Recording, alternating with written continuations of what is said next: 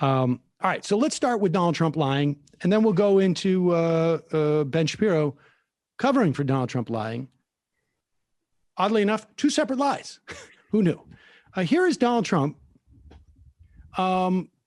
He sort of talks a sort of a small lie when it comes to Social Security, and an incredibly stunning lie when it comes to pre-existing conditions. Here is Donald Trump at, and is this at this is the Michigan rally. We should also say a New York Times reporter was kicked out of this rally because she was taking pictures and tweeting out, and a significant portion of these people were not wearing masks at this rally. But continue. Why would they? Free government health care to illegal aliens. He will destroy your Social Security. He will destroy your protections for pre-existing conditions, and we will save Social Security. Remember they said last time, oh, Trump is going to destroy Social Security. Well, it's now 4 years. We haven't touched it. We protected it, and that's going to remain that way. So there's Donald Trump sort of trying to get to the left of Joe Biden on Social Security. Now, we should say that his budget 2020 budget did call for cuts on Social Security. It didn't go anywhere. The budget didn't go anywhere. I have in my hand, actually, a letter that was sent to federal workers saying that their payroll tax will be deferred. Donald Trump has talked about doing this for everybody, and then basically wiping it clean if he gets elected. Well, that's the funding, the sole mechanism of funding for Social Security. If there's no money, then there's no Social Security. Joe Biden has not only not said that he would cut Social Security, but the Senate, the last Democratic Senate caucus, is on record as wanting to expand Social Security. Again, expectation created. That's why we're going to hold them to it. And the pre-existing conditions, not only does Joe Biden want to expand the Affordable Care Act, insufficient but necessary, which is where the whole concept of protecting pre-existing conditions comes from. Donald Trump's administration right now is in federal court trying to scrap the ACA, which would scrap pre-existing conditions. And this is stuff that would ruin a campaign 10 years ago. Well, and now nothing. I guess he's playing to his base here, right? Because those are the only people who believe every ridiculous thing that he says, a hook, line, and sinker, right? Like, this is not even some obscure lie that you need a CNN fact checker to discover, right? Because literally the one thing that people know and like about Obamacare is the pre-existing conditions part, right? The patient protection, yes. I fear here, though, that people actually don't grip anything.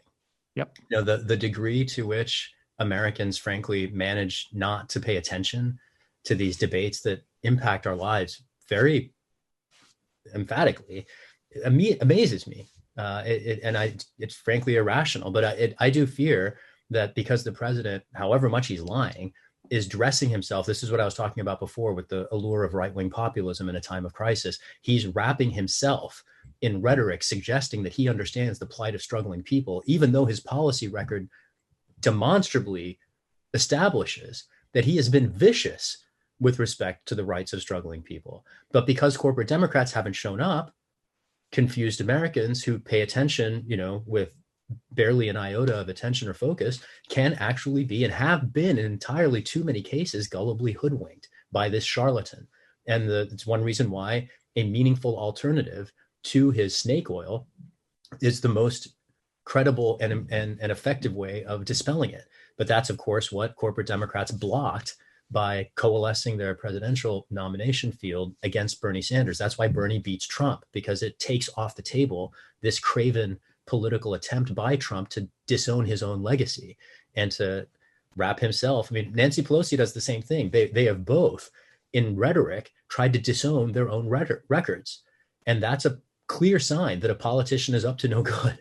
when they can't own up to their record. And the fact that Democrats can't force him to own up to his record is problematic because they nominated somebody who, frankly, has so much space on his left in Joe Biden that it opens the opportunity for this criminal president to play this card. And we all know that he's lying through his teeth, but I fear that entirely too many Americans don't. I agree with you. And this is the dilemma that the Democrats have, right? Is that Donald Trump can get out there and he can lie, bald-faced lie. I mean, just 180 degrees. And he can do that, A, because he's not shameless, and B, nobody in the party cares. There's no wing of the party that is really like, hey, wait a second, we're going to hold you to this. Because there is no sort of institutional within the party structure, within the right. There is nobody out there who's going like, he just put down the marker. We're going to keep, those, protections, and we're not going to cut Social Security. That's not going to happen. The Democrats have a dilemma, which is why it is not enough for them. And the dilemma is this, oddly enough, is that Nancy Pelosi can go out and say, we're going to protect, pre-existing conditions. But Nancy Pelosi and Joe Biden can't outflank Trump here because there is a cohort within the Democratic Party that will hold them to that. And that's what, I'm talking about with this Cobra thing. And so they have to sort of hedge a little bit, and that gives some running room for Trump. Now, I happen to believe that Joe Biden is going to beat Donald Trump. And I think that I still strongly believe that Martin O'Malley would have won in 2016. I think Hillary Clinton was uniquely ill-suited to win that election and still lost it by a sliver. But the durability of this win, to really get to fix the country, you need to have power for an extended period of time. And it's not just enough to have a popular president for 8 years. You need the House, you need the Congress, you need a significant number of states, of power within the states, which Obama could not maintain because they are fighting a two-front war. And that two-front war is, one, they're fighting the Republicans, and two, they're fighting any sort of like meaningful change that will inhibit the corporate power structure in this country. And, ultimately, it's not going to happen with Joe Biden, but ultimately there has to be power. And right now, the House, and one of the reasons, frankly, Shahid, that I want you to win, it's not just because Nancy Pelosi will not be the Speaker of the House, but because there is a growing group of lawmakers in the House who are younger. They're of a different generation. They have a different perspective on not just ideological perspective, but they also have a different perspective on just pure partisan politics. And they, AOC, I genuinely, I appreciate her from an ideological perspective, but she is also the type of Democrat that Democrats have been calling for years, which is one that will fight and will use every advantage they have and won't be inhibited by interests that want to preclude them from moving forward and beating Republicans. At least on many issues. I mean, one area, and I am not here aiming to put my elbows out, I'll just note one way in which the squad has disappointingly not used all of its influence. You mentioned before Nancy Pelosi's endorsement of Joe Kennedy over Ed Markey, despite her previous commitment to protect incumbents. And in that decision, she not only violated her own commitment that she'd enforced on other people, but she also undermined climate justice. She privileged dynastic politics over democracy, lots of things we might say there.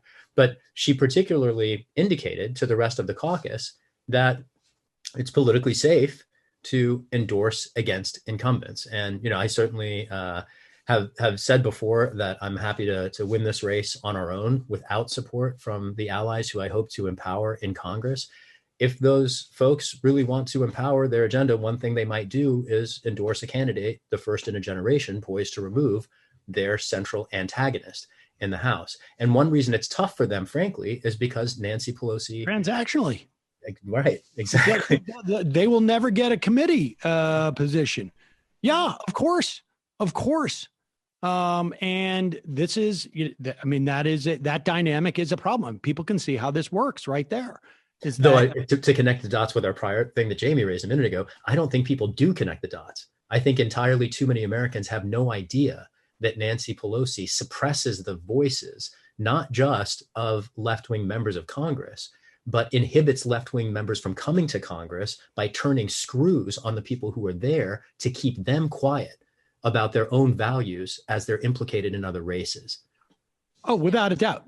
Without a doubt. And I mean, you don't have to, believe me, you don't have to sell me on the ignorance of the voting public. I'm still on chapter, I think like 8 of my Blame the Voters book. I haven't found a publisher yet for that. Yeah. Well, I haven't written it yet either, but someday it will. Here is, let's talk about Ben Shapiro for a minute. This is impressive because do we have the let's play the Bob Woodward audio, the one where Trump said, because this really is, I mean, I can't imagine that there's many people out there who give Donald Trump less benefit of the doubt. But this so poignantly captures, like, resolves that evil or stupid debate that we have about Donald Trump. Because I thought it was very possible, like, look, the guy's a lunatic. He's, I don't know, untreated syphilis, whatever it is. And, he watches OWN and they tell him something about the China virus and he believes it and that's it. And but here he is. Let's play this. And then let's play Ben Shapiro covering for this guy.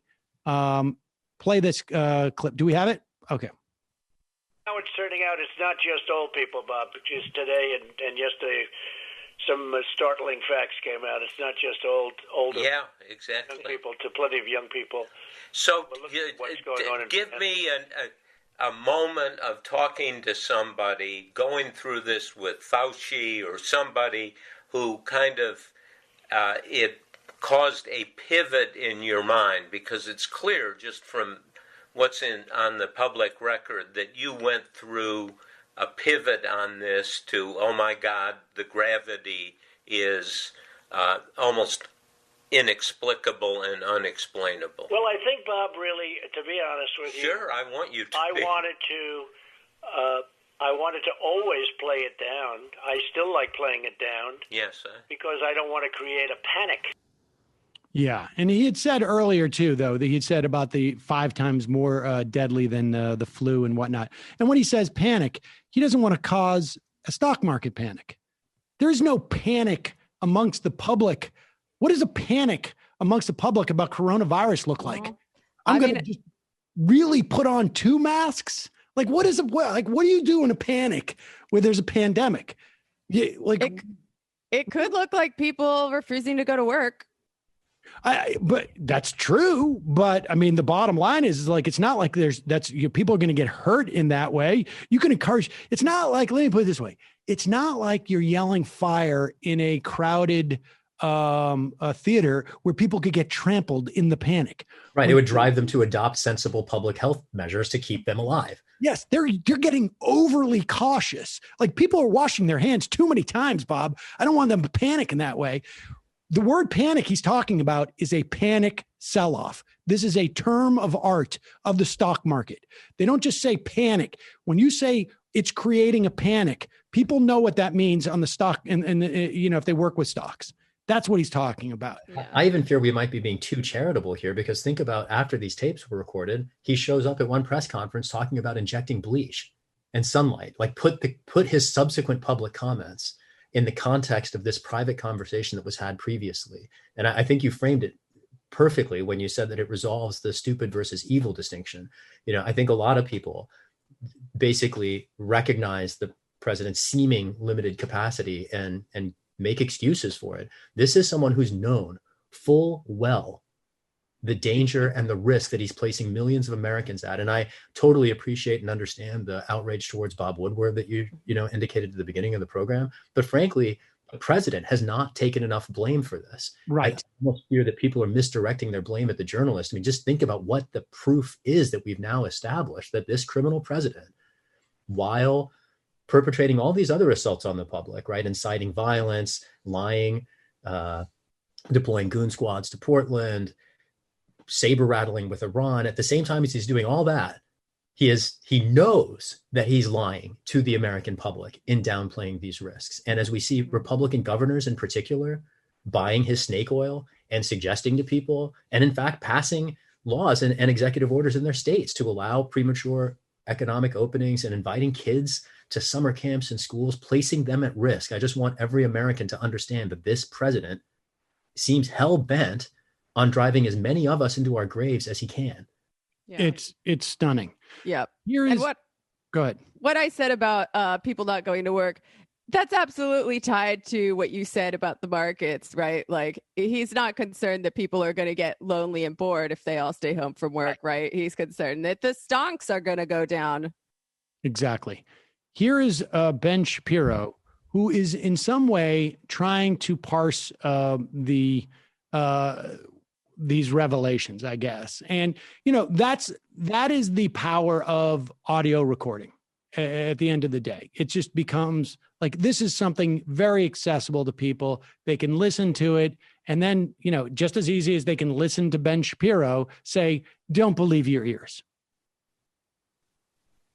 This has not stopped anybody from jumping to the conclusion they wish to jump to, which is that Trump knew full well how bad things were in early February. And then he lied about it. Okay, that is not correct. Okay, let's go through, first of all, what Trump's comments look like. And then we'll parallel them with what exactly Andrew Cuomo's comments looked like. Because as you will see, they're kind of parallel. Right? Everybody was kind of figuring this out. This is wonderful. I should tell you that Donald Trump is the president of the United States. Andrew Cuomo is the governor of New York. The governor of New York's ability to oversee, let's say, a CDC or a pandemic task force, or to talk to world leaders who are experiencing a pandemic in their countries. There is a disparity between those things. These are not, Andrew Cuomo's comments are downstream from Donald Trump's comments. Andrew Cuomo's knowledge of what's going on is downstream from the president's knowledge of what is going on. I just want to make that clear to everybody. And I am no Andrew Cuomo fan. I think people know that, but go ahead. They're kind of parallel. Right? Everybody was kind of figuring this out at the same time. So the basic story here, which is that Trump knew in February, early February, everyone was going to die from the virus, and then he lied about it. So to what end exactly? Nobody knows. Right? What exactly was the end of it? I've yet to hear an excuse for why this would happen. It's sort of like when the left claimed that Bush lied to lie America into war in Iraq. Why? To what end? So that we could get involved in it. Oh, I can answer both those questions. We already said, one, he wants to keep the stock market up because he said we can sustain a couple 100,000 people dying. In fact, we're all here. The stock market's up, and that's all he seems to care about. And why did George Bush lie us into an Iraq war? Well, you can ask Paul Wolfowitz. There was a myriad of different reasons why they wanted to. Different people had different agendas.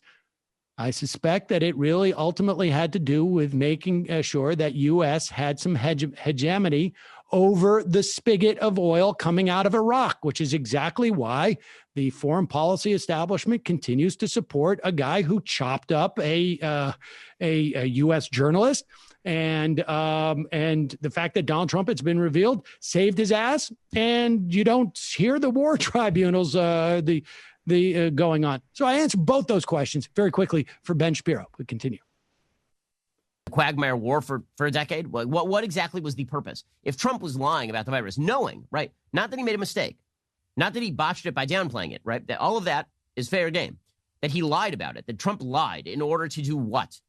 Seriously, in order to do what? So he knew early February that COVID was going to kill everybody. And then he was just like, I'm going to downplay it for fun. Like, why? To increase the stock market? But as soon as the news broke, the stock market was going to crash. Why? To uphold his electoral possibilities?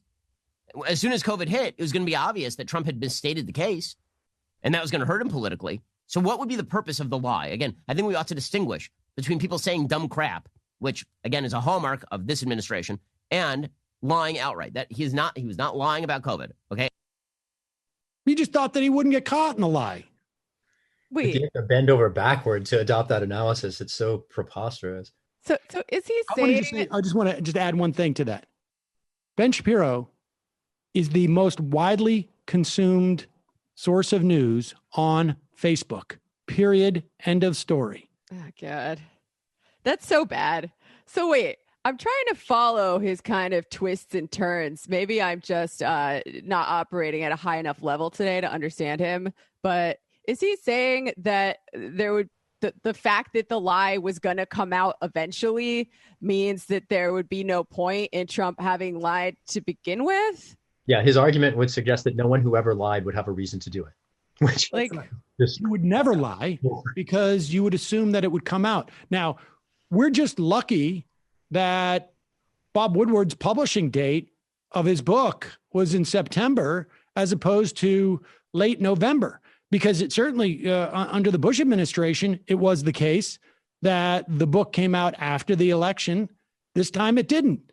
And if it doesn't, Bob Woodward. I mean, this is a Yeah. problem that infects the press generally. People forget that the New York Times put George Bush in the White House the second time. There was a story that they sat on for a year, Yeah. the precursor to the Snowden revelations. They had that story in 2004. And if the New York Times did its damn job and reported all the news that's fit to print, Bush never gets a second term. But the corporate media, as you know, I've reflected on this in the context of my own race. Corporate media haven't hosted a debate between anyone and Nancy Pelosi in 32 years. The internet didn't even exist the last time she showed up to talk to debate anybody and defend her record. How can you get away with as much power as she has in the US government for an entire generation without ever defending your ideas in public? You saw the way that she crumbled under the... ATMs were new. Let's put it that way. ATMs were new at that fact. No one had cell phones yet. You know, like, the world was different. No. You just have to get like I don't even think they had like the big massive car phones yet. Maybe they had those. Like they were just rolling those things out, and they were literally the size like you need a whole trunk, Right? For the car phone. Oh yeah, my dad is really into gadgets. He definitely had one of those when I was a kid. But there is Shapiro, and you know I mean this is a long time right wing. It is when the Republicans fail, it's either just stupidity or weakness. There's no intent with the Republican Party, according to these guys. There's no reason why Donald Trump would do that. Well, it's the stock market. You already mentioned it yourself. It's the stock market. And re-election. I mean, he named that too. He actually named exactly the two answers to the question, the straw man that he's constructing. And I think Jamie nailed it. It's just anyone who tells a lie presumes that they're not going to get caught. I mean, the people who were lying about me presumed they weren't going to get caught, right? I mean, and frankly, the press in that case too didn't hold them to account. I mean, the capacity of the press and I think this is a real crisis in our democracy because it doesn't just implicate the interests of the target. It implicates all of us who share an interest in policy. And that is to say, everyone choking on the air on the West Coast this week, and everyone who might have kids or grandkids who they might want to survive the climate crisis, or anyone who has a family member in the military that might be sent out at the drop of a hat to wage some neo-imperial war supported by corporate Democrats. If I may, just one thing I want to make sure gets just mentioned today, it being the anniversary of a horrific experience that our nation experienced 20 years ago, is what happened since then. People are today talking about fascism in the United States. I know not where it started necessarily. I think it frankly started long before that, especially if we think about the experience of African Americans in a country that's never, ever at any point in our history actually practiced our commitments to equal rights. But setting aside that unique piece, just in the last 20 years, I mean, I've seen the rise of authoritarianism in the United States in slow motion over the course of my legal career. I've done nothing but fight it since I graduated from law school in 2003. And corporate Democrats dragged us here. It's not as if the authoritarianism that Trump is threatening just hatched overnight. It didn't start in 2016. I think about the last Democratic president who engineered a historic crackdown on the press. There were more whistleblowers and journalists prosecuted as espionage agents by the Obama administration than the entire preceding history of the United States. And now today we have a publisher being prosecuted for an act of journalism for the first time. I was arrested in the US Senate for an act of journalism in 2015, and the criminalization of journalism long predates this criminal president. And so many people wring their hands as if the threat to our republic was partisan. The threat to our republic is bipartisan, and it has been waged in the open for decades, and too many people haven't recognized it. We just had a federal court, I believe it was just a couple of days ago, find that the NSA bulk data. Why don't you talk to the, because obviously you were at the EFF, and I imagine you did at least some work on that. Yeah, certainly the issue, though, not the case. So the ACLU won a case in the Ninth Circuit Court of Appeals holding that mass surveillance under Section 215 of the Patriot Act was illegal under the statute. The case didn't directly address its constitutionality, but one thing that was really interesting in the case is the majority opinion specifically noted in lots of different places the very profound public service performed by a person vilified by everyone in Washington, including my general election opponent, Nancy Pelosi, as a traitor. Yep. Edward Snowden is living in exile, having given up his career and his country to do the right thing, to let us, we the people, know that our government officials were lying to us on the record. When I was arrested in the Senate, it was for asking the obvious question that his revelations revealed. I asked the director of national intelligence under the Obama administration, how do you justify never facing a charge for perjury when you lied to the Senate under oath about mass surveillance, and Eric Garner was just killed in the street in New York City without a charge or a trial for selling cigarettes? Either one of those things is bad enough. Powerless people meeting lethal so-called justice for trivial crimes, or powerful people escaping any modicum of justice for grave, severe offenses to the entire public, documented on the public record, but you put the two together? How can we claim to in any way embody our principles? We don't live under a system that respects the rule of law by a long shot. And this isn't new. That was 5 years ago. And we've seen what's happened in the 5 years since this criminal president came to office. I think many Americans have a Pollyannish view, so a very false sense of security about the legitimacy of our government. I have seen for entirely too long double standards, exposures of falsity and complicity and grave abuses. And this is all just the tip of the iceberg. We could go back, for instance, to the CIA torture that remains underreported and underexposed, covered up actively by corporate Democrats, including Nancy Pelosi. We now have a director of the CIA who was intimately involved in that torture regime. Yep. And talking, just to be clarified, you're talking about James Clapper. I think it was a question that Ron Wyden asked him, maybe it was, right. in the Senate hearing, specifically about that, the spying that was going on. But this notion of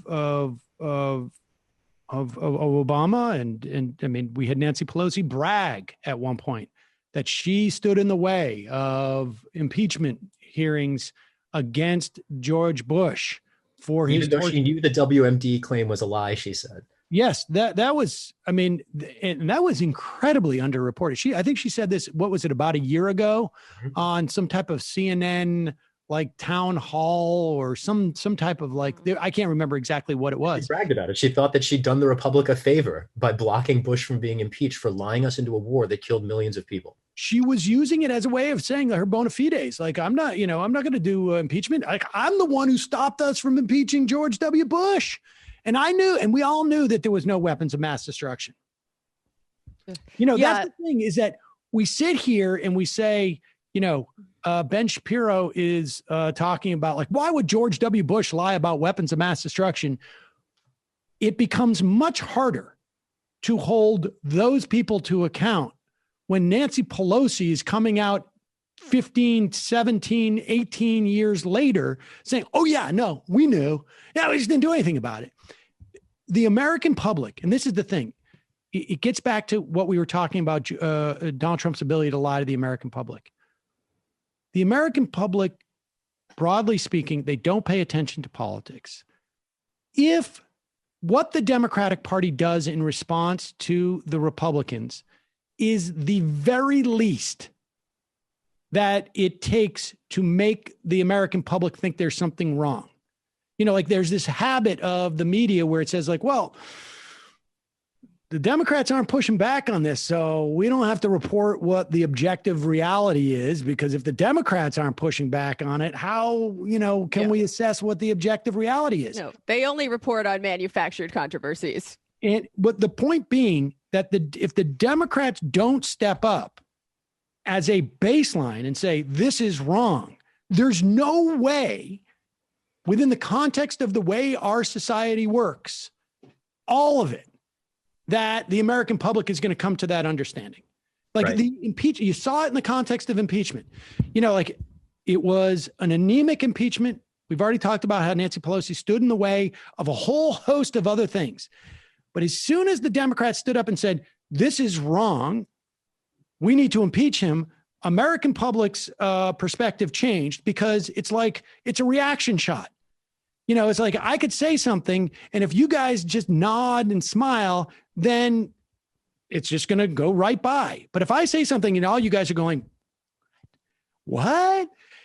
It gives a cue to people like, hey, wait, there's something wrong here. I should pay attention.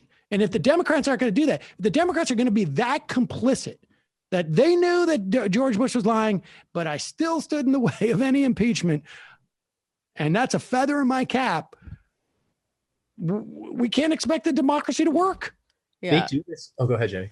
Well, maybe people were paying attention when she said that. Maybe people weren't.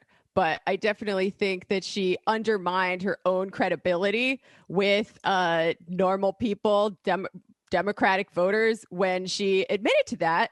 Because after that, like, how can you trust anything that any decision she makes, anything she decides to pursue or not pursue?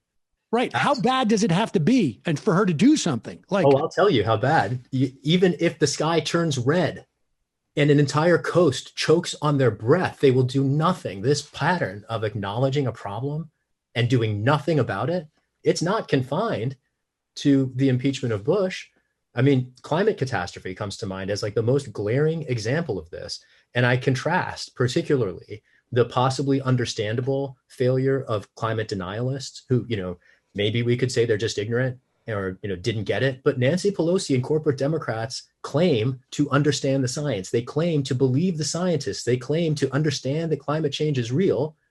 And they just go about their lives blithely deferring to the very same corporate industries that delivered us into this crisis. Mm-hmm. And this pattern of acknowledging an issue rhetorically and then doubling down on the failed policies that have created these crises, that is the pattern of the corporate Democratic Party. And it's exactly why we need to replace some people who've served in Congress entirely too long.